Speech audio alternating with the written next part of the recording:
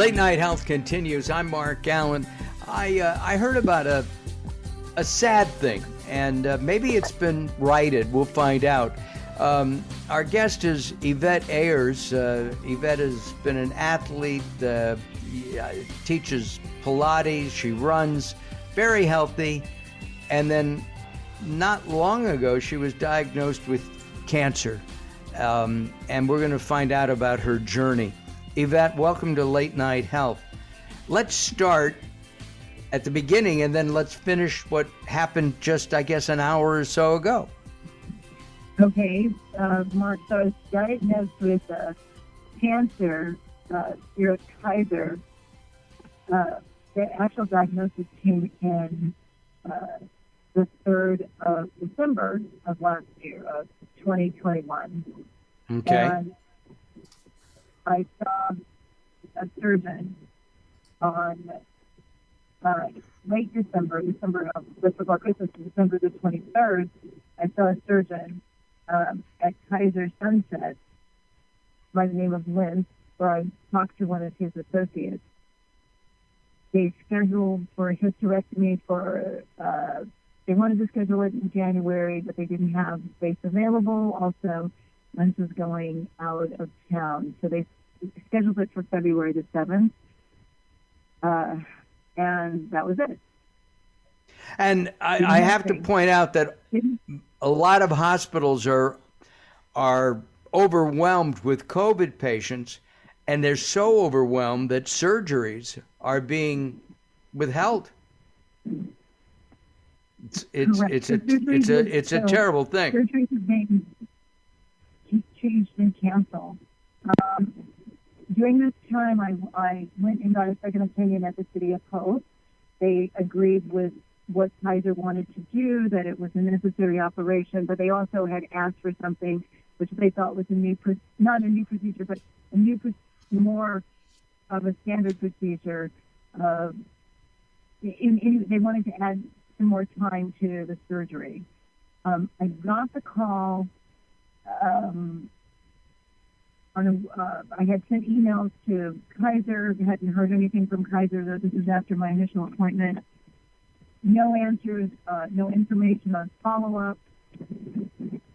I got a call saying that now my surgery, which is scheduled for February the 7th, is now being moved to February the 17th.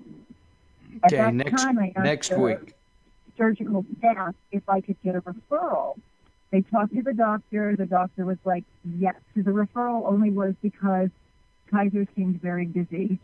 Kaiser had not answered any emails about the surgery, what was going on, what did we need to do to prepare for surgery.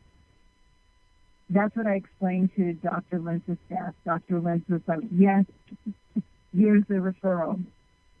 Then my nightmare began with Kaiser. Now, I have not heard from Kaiser now for almost 2 weeks. And I start getting information from Kaiser's managed care department that I had to get a second opinion from a Kaiser doctor. Kaiser said that I had signed a contract with them to make sure that all of my procedures and surgeries were done. At Kaiser, I explained to them, you don't have the time, you don't have the staff, you obviously don't have, you're a little overwhelmed. And so I found a City of Hope who will do the surgery, take the Kaiser money, they will do the surgery, everybody's happy. I thought I had figured out I thought I figured out a great solution for everybody. Kaiser, And did they approve that today? Because let me just kind of pull this thing together a little bit. At first, they wanted you to do a surgery, and the second opinion outside of Kaiser said, well, that's an older technique. We would do it Correct. this way. You went back and had the second opinion of a Kaiser doc who agreed with the City of Hope. Right. Another Kaiser doctor agreed with the City of Hope that the newer way was something that this second doctor would be willing to do. The first doctor was not willing to do it. Got it. So I know that when we talked earlier today, or you were either at Kaiser or talking to them. What is the outcome? Are they going to do it your way? And Yes. So here's the outcome. I had a meeting with them today with Kaiser, with the original surgeon who's going to do the extra procedure that City of Hope had recommended. Not only is he going to do the extra procedure, but then I also got what I had been asking for. I got a brochure. I got information on what happens when you have a hysterectomy. All of the questions that I had asked in the December, beginning of January, with no one calling me or answering or even telling me where I could get the information. All of a sudden, I have plenty of paperwork in my hands now. Tests that I thought should have been done, that I had expected to be done, are now have been scheduled. The staff was not only very friendly, but was explaining, we're going to try and give you as much information. If it's too much information, let us know. this is terrific. Now I have to be clear. One, I have not talked to Kaiser about this, and Kaiser, I'm glad you stood up. I'm glad they did this. I grew up in the Kaiser system from the time I was 5 years old, and about 10 or 15 years ago, I switched for one reason or another, and but I've always thought that Kaiser, in general, is good. And when you check, their doctors are world-class physicians, many of them. Okay, not all, but the same thing happens over at Cedars-Sinai or UCLA or whatever. So I'm glad. Yeah. So we're going to do a couple of things. You're going to let us know how you're doing. I will send you an okie dokie. She sent me an okie dokie this morning. I am so happy for you. Are you, on a scale of 1 to 10, how happy are you? I'm back up to a 9. The only reason I'm not at a 10 is because Kaiser does have good doctors. Kaiser is limiting their support staff for whatever reason. I don't do their operation, so I can't say why they don't have the support staff that they need for their doctors. The doctors are great. I never had a qualm with their doctors. I do have a lot of issues with the way that they said I had to complain. They didn't really read my initial referral request. Right. Which was because of the fact that they were busy. They kind of put together this strong-arm tactical team to yell and scream at me about how dare I, and that was their words. How dare I decide to go someplace else to have procedures done? Wow. And the people that I was talking to were not doctors. I've looked up all of them. None of them are doctors. They don't work in the medical field. They don't have degrees in medicine at all. They're business people, and that's going to be a black eye on Kaiser. Because if another patient has the same problem, and it takes this long to get information, but also to get a remedy. This kind of surgery should have been done when first diagnosed. We only have a moment. Do we have a little bit over a minute, Daryl? Take what you need. Oh. All right, thanks. All right.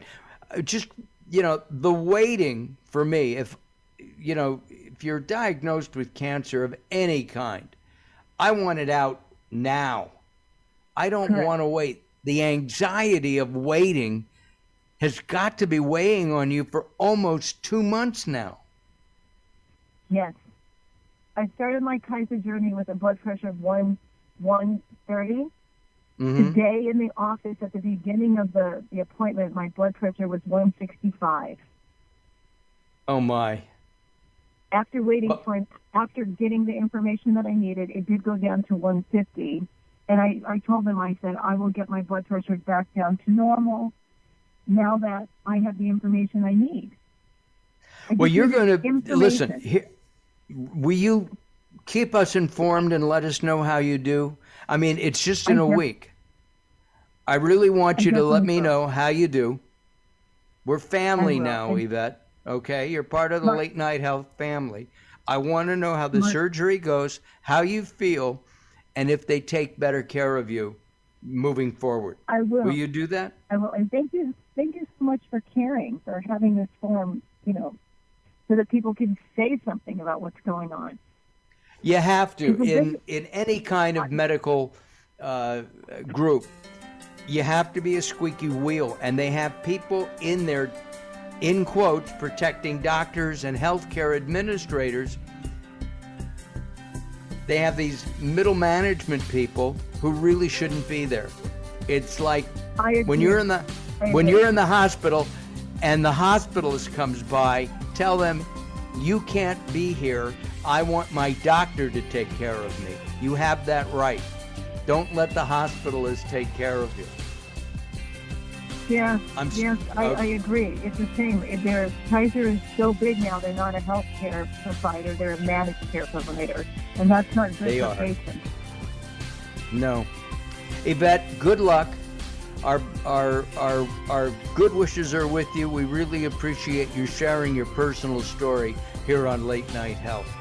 All right, we're going to take some time out. We'll be back. Daryl and I are going to chit-chat. If you're listening to Late Night Health right now, you're part of the growing target of baby boomers we're serving. Hi, I'm Daryl Wayne, producer of Late Night Health, inviting you to join the Late Night Health family. If you have any business targeting the growing boomer market, Late Night Health is the ideal advertising vehicle for you. From vitamins to insurance, alternative health to Western-style medicine, Late Night Health caters to the growing population of those over 40 years old. This vibrant demographic has expendable income to fight aging, purchase travel, take care of aging parents, or just have fun. Find out about the advertising opportunities with Late Night Health. Call us at 805-391-0308. That's 805-391-0308, or email us at info@latenighthealth.com. That's info@latenighthealth.com. Join Late Night Health as we empower people to take charge of their own health care. Call now at 805-391-0308. That's 805-391-0308. Role models. They can make all the difference. In our world today, they have never been more important. One of the nation's most successful mentoring organizations is Jewish Big Brothers Big Sisters of Los Angeles. Their mission is to assist youth in achieving their full potential through innovative and impactful programs. And no nonprofit agency does it better. Jewish Big Brothers Big Sisters of LA serves Jewish children, boys and girls, in our local community with a mentoring program that's been going strong since 1915. That's only the beginning. This nationally known agency owns and operates Camp Bob Waldorf. Its summer camping and weekend retreat programs enrich the lives of youth throughout Greater Los Angeles. Then there's a college support program, and last but not least, work that helps kids all over the world through the Teen Talk app. Want to learn more? Go to jbbbsla.org. Donate. Get involved. There's no better way to make a difference.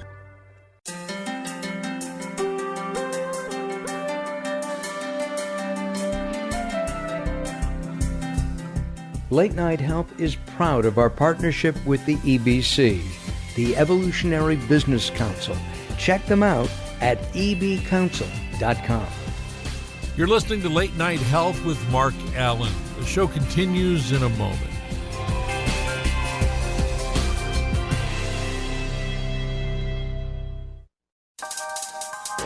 Sometimes it's not what you say, it's how you say it. Words are a critical aspect of success. How you get your point across is a crucial part of what makes anything sell. So do it right and hire a writer. Whether it's articles, blog posts, technical writings, website content, product descriptions, or ghostwriting anything from a novel to a nonfiction book about your navel, contact Servet Hassan. If you want it to sell, write it right.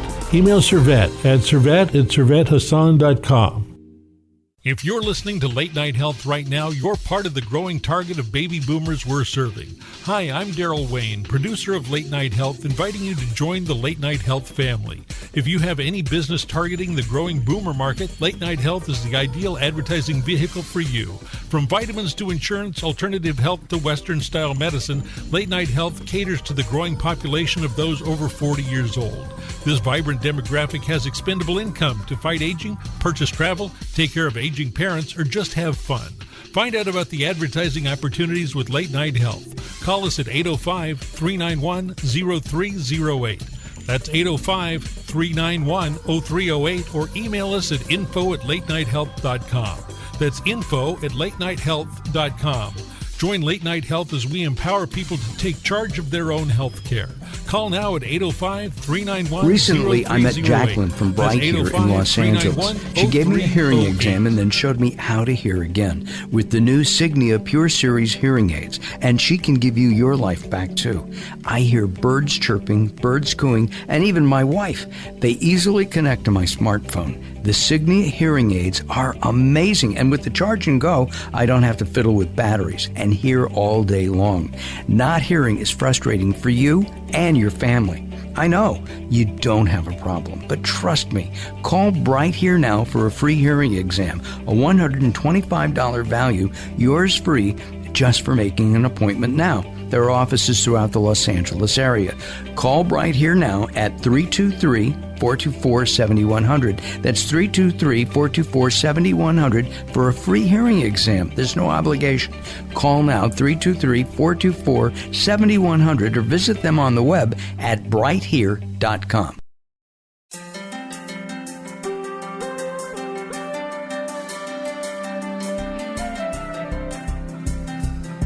Late Night Health continues. I'm Mark Allen. I get a chance to talk with my very good friend, Daryl Wayne. What are we going to chat about, Daryl? Well, something health-related, I guess, would be a good thing to do. Probably good. That's a sad story that Yvette just told us. Well, you go to these doctors and practitioners because they have a certain amount of experience, and it just looks like they overlook or don't pay attention to certain things, or they're so, into themselves sometimes that they don't answer any of your questions. I used to have to go in with a little checklist and a 3x5 card to remember everything I mean to ask whenever I can get in. And I've got a GP. He retired about 6 or 8 months ago, but he was very popular, and whenever I needed to see him, it was like 3 weeks to get an appointment. And by 3 weeks, most of the things that you suffer from are either healed or gone, or you don't care anymore. Yeah, no, absolutely. And it's wrong. I mean, also the 7 or 10 minutes that you get with a doctor, you walk in and say, my elbow hurts. I need to know what it is. Well, don't do that. It's that old joke. I've said it on the air 1,000 times.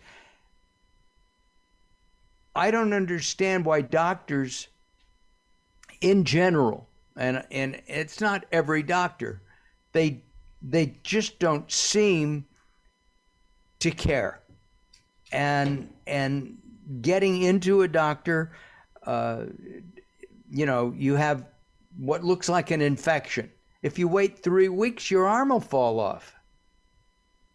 I was referred to an orthopedist fairly recently, and I mean, this place was very nice, but it was a mill. I mean, there were literally half a dozen check-in windows. They were on multiple floors of a building in a Southern California city, and there were like 4 or 5 physicians, and there were literally 50 people in the lobby, and they're just vroom, vroom, vroom, vroom. Take the elevator to 2, take the elevator to 3. I mean, they were just marching through these folks, and I guess that's one of the ways, maybe by quantity rather than quality, you can make some extra money. I have seen. Have you had your colonoscopy? I've not. No. Okay, you got to, but. When you go in for a colonoscopy, it's a procedure that takes maybe 20 minutes to a half hour. You have to be there in advance. You're prepped and cleaned out 24 hours before that. But they line people up. It's, they start at 8. There's one at 8:30. There's another one at 8:45. I mean, they just pump these things out. And it's like an assembly line. And I understand they do that with certain kinds of surgeries, especially orthopedic stuff. You got somebody, something is wrong with your foot or your knee or whatever, They've got all the knee people on Monday. The ankle people go on Tuesday. It's not right. And it takes time. I mean, if you walk in and you're given a diagnosis of cancer, and they say, well, we'll make an appointment for you in 3 weeks or 4 weeks or 6 weeks, that's absolutely not acceptable. I want to see a doctor tomorrow. I'm not going to wait. I don't want to wait. The anxiety itself would kill me. The system is not only broken financially. It's broken because doctors can't take that Marcus Welby approach anymore. They don't have the time to do it. Well, the other situation is obviously their choices are limited. What they think is getting covered, what's not going to get covered, right? I mean, I went to another doctor's appointment recently, and she gave me an injection of something because she thought it was going to get paid for. Well, it turned out that my portion of the payment was like $300 or $400 for this injection, and it may have been a $1,200 injection, but at this point, when she says it's going to be paid for, I don't consider that to be out of my pocket, and it was, and I was fairly upset about it. No, I would be too. And it wasn't something that was absolutely necessary? No, it was not absolutely necessary. They should know in advance. I know it's, the rules change, the formularies change constantly. And it's, the doctor should know and should ask the patient, do you want a generic or do you want a, in quotes, name brand? That's part of it, but the other part is I had one particular product, medicine I had been taking for several years, and went in for a renewal. They said, well, they've changed a bit, and you have to try these 4 off-the-shelf items before they'll even let you have the prescription medication. And it put me in a whole spin cycle. I mean, what I had was working. It was working fine, and it wasn't killing me. And all of a sudden, I've got to go ahead and try a little bit of this, a little bit of that before I can get back to the medication that they don't want to pay for. It's all about the dollars. Unfortunately, I still contend that spending a night at a Four Seasons or a Ritz-Carlton, you'll get better care there than you would staying at a hospital overnight. That's true, and Ritz-Carlton are full of sick people. Hospitals are full of sick people. Say that one more time. Hospitals are full of sick people. Oh yeah, and the Ritz-Carlton is just full of rich people. Exactly. Right. Well, Daryl, thank you very much for spending some time with me. I appreciate that. I think we're out of time, are we not? You get about 45 seconds. Oh, okay. Well, in 35, 40 seconds, I will say, please visit us at latenighthealth.com. That's latenighthealth.com. And you can listen to us on Apple Podcasts, Google Podcasts, and wherever fine podcasts are presented. Thank you very much for tuning in.